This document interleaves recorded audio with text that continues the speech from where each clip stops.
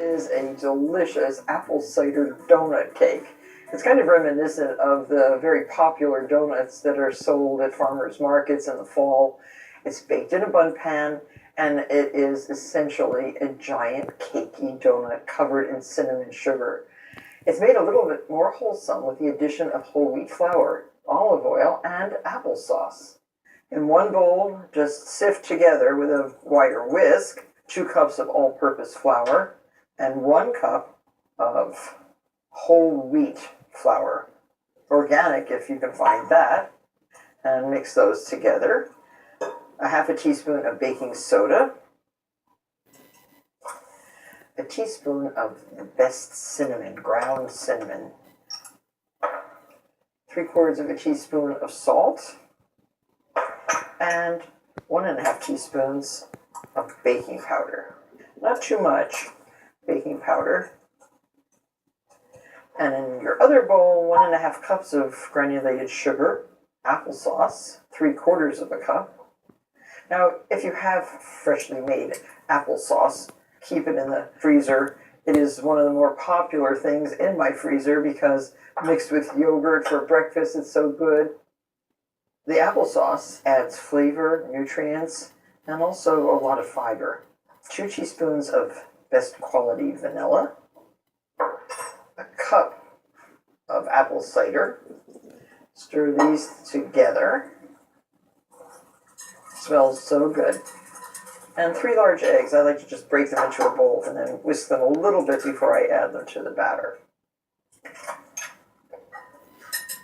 This cake has no butter. We're using olive oil instead, 3/4 of a cup. Get a good quality everyday olive oil. So add your eggs and your olive oil, 3/4 of a cup. Looks delicious. And then you can add the dry right to the wet, or the wet to the dry, doesn't matter.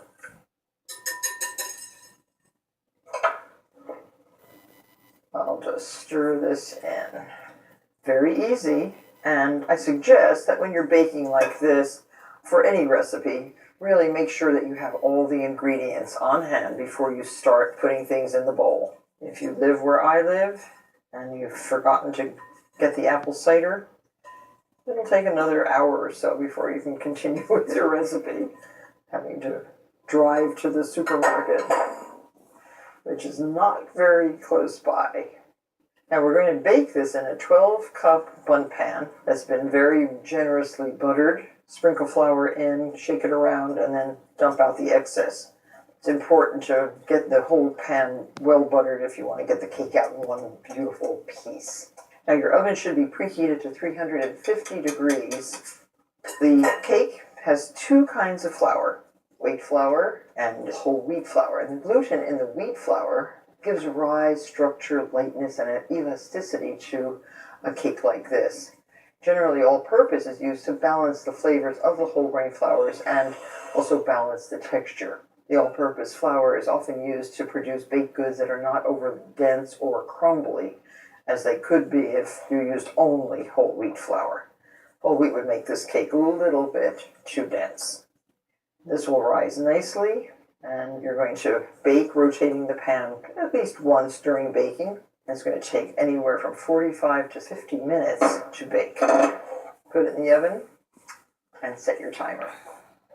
So the cake has been out of the oven for about 20 minutes or so. Let it cool before you try to turn it out, and then invert it onto a rack. This is how you invert. You put the rack on first.